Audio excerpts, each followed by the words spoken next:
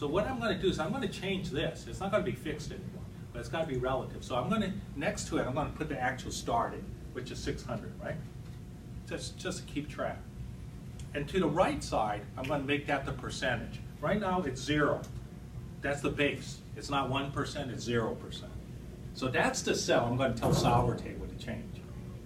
And just to make sure I'm clear about this, I'm going to just do that so it's percentage, so I can just see its percentage.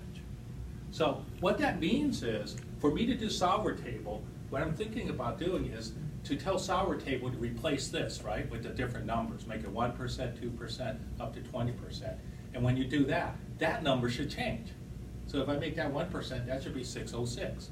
So in order to do that, I'm going to go over here, and I'll make it a formula now. So I'm going to go ahead and make that equal to 600, right, the original, plus 600 times the percentage. Got it? So now we got the whole formula. C6 plus C6 times D6, right? So I'm just adding it. So when I press enter, it's still 600 because I have 0%. But let's test it out.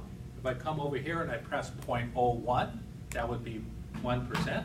So I'm going to just test it, 0.01. Okay, now I got 606. We're done. Now I just do solver table. I'm going to tell it that's the cell, and I want to just see what happens to our profitability, right? Because I want to know that if I can increase all the workers, which is calculated, but I'm increasing everybody at 1%, how much does it increase my profitability? So I'm going to go back here right now, put that back to 0. Okay? We already know though, and we'll double check too, we know that this is the number we have for our profit when it's at 600. And then of course, hopefully when you can produce more, we're going to have more higher profit. So we just go to solver table. We run solver. Yes. It's a one-way table. Yes.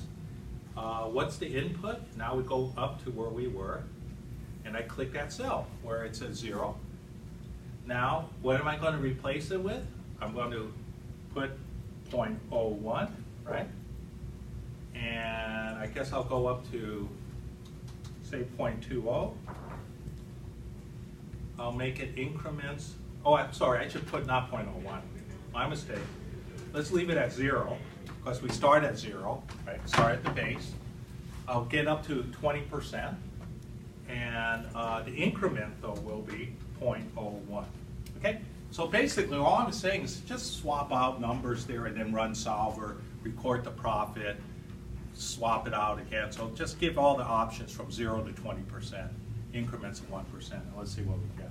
So in terms of the output cell, again, I want to make sure I select the gray cell down here. So that's B63, and we're good. So let me see if it works. Boom. And now let's see what happens. So if we did it right, the 0 should be just exactly the same number as it was. It increased by 1%, and we can see that, yeah, I got a little bit more profit. So, so at this point, you know, all you can do is do what? We can just say, let's equal, I'll just calculate the difference by increasing it by 1%. So I'll just do B6 minus B4, right? B5, just see what the difference is by increasing by 1%.